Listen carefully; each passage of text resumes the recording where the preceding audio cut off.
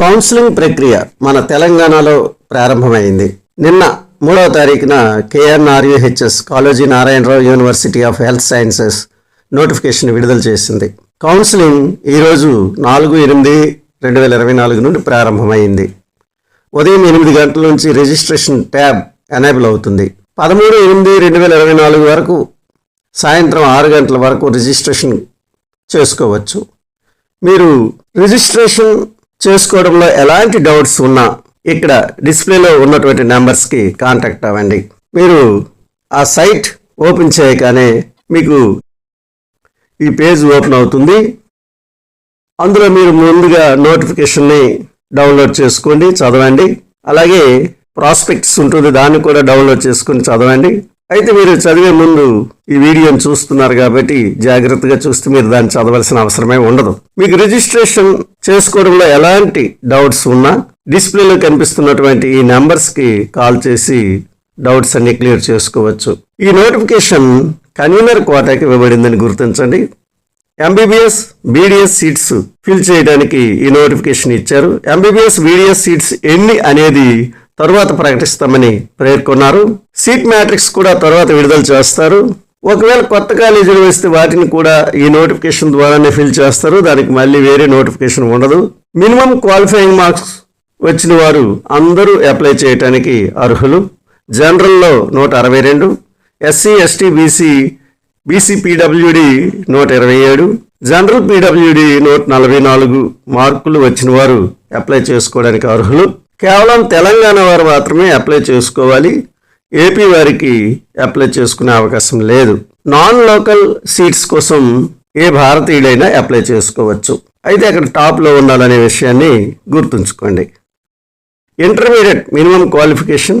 ఇంటర్మీడియట్లో ఓసీకి 50%, BC SC STలు 40%, OC PWD 45% మార్కులతో pass అయ్యే వాళ్ళు మాత్రమే అప్లై చేసుకోవడానికి అర్హులవుతారు. నీట్లో ర్యాంక్ వచ్చినా ఈ మార్కులు కానీ మీకు లేకపోతే మీరు అర్హులు కారు. అలాగే వయస్సు 17 సంవత్సరాలు నిండాలి.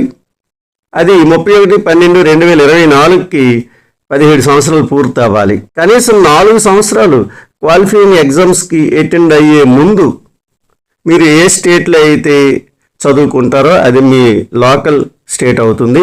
ఇతర రాష్ట్రాల వారు అప్లై చేయడానికి అర్హులు కాదు. రిజిస్ట్రేషన్ ఫీ ఒక్కసారి పే చేస్తే మళ్ళీ తిరిగి రిఫండ్ ఇవ్వడం ఉండదని తెలియజేస్తున్నారు.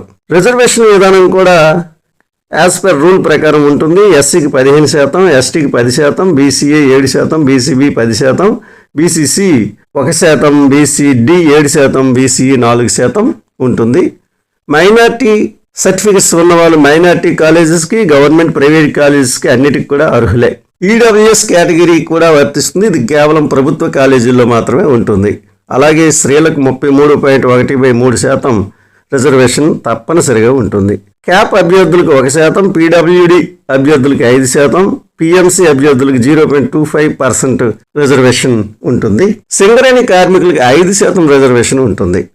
NCC వారి గ్రేస్ మార్కులు ఉంటాయి. ఆయా సర్టిఫికెట్స్ని బట్టి గ్రేస్ మార్క్స్ ఇవ్వటం జరుగుతుంది. ఆ లిస్ట్ డిస్ప్లే చేస్తాను చూడండి.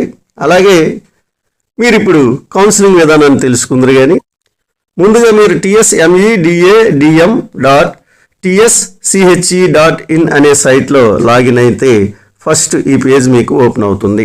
అందులో మొట్టమొదటి tab mobile and email registration, దానిపై క్లిక్ చేయండి. ఈ డైలాగ్ బాక్స్ మీకు ఓపెన్ అవుతుంది. మీరు అందులో నీట్ రోల్ నెంబర్ని, మీ నీట్ ర్యాంక్ని, డేట్ ఆఫ్ బర్త్ని, మొబైల్ నెంబర్ని ఎంటర్ చేయండి. ఎంటర్ చేశాక జనరేట్ ఓటీపీపై క్లిక్ చేయండి. మీ మొబైల్కి ఓటీపీ వస్తుంది, దాన్ని ఎంటర్ చేయండి. అది వ్యాలిడేట్ అవుతుంది. తర్వాత ఈమెయిల్ ఎంటర్ చేయండి. జనరేట్ ఓటీపీపై నొక్కండి. ఈమెయిల్కి ఓటీపీ వస్తుంది, దాన్ని ఎంటర్ చేయండి.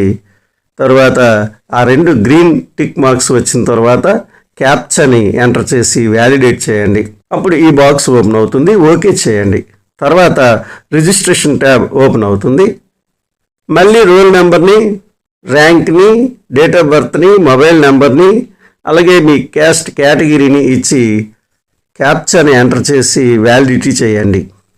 ఈ బాక్స్ ఓపెన్ అవుతుంది. ఓకే చేయండి. పేమెంట్ పేజ్ ఓపెన్ అవుతుంది. మీరు కార్డు ద్వారా లేదా ఇంటర్నెట్ బ్యాంకింగ్ ద్వారా పేమెంట్ చేయండి. ఒక బాక్స్ వస్తుంది, ఆ బాక్స్ని ఓకే చేయండి. సక్సెస్ఫుల్లీ ప్రాసెస్డ్ పేమెంట్ అని రావాలి. అలా రాకపోతే ప్రాసెస్ అవ్వనట్లే, మళ్ళీ ట్రై చేయాల్సి ఉంటుంది. మీకు రిజిస్ట్రేషన్ నెంబర్ డిస్ప్లే అవుతుంది, డిస్ప్లేపై నోట్ చేసుకోండి. అలాగే మీ ఫోన్కి, ఈమెయిల్కి కూడా రిజిస్ట్రేషన్ నెంబరు మెసేజ్ రూపంలో పంపించబడుతుంది, వాటిని భద్రపరచుకోండి. తర్వాత స్క్రీన్పై కనబడుతున్న దాన్ని రాసుకొని భద్రపరచుకొని ఉపయోగించుకోండి. ఇది మీ కౌన్సిలింగ్ పూర్తయి కాలేజీలో జాయిన్ అయినంత వరకు అవసరం.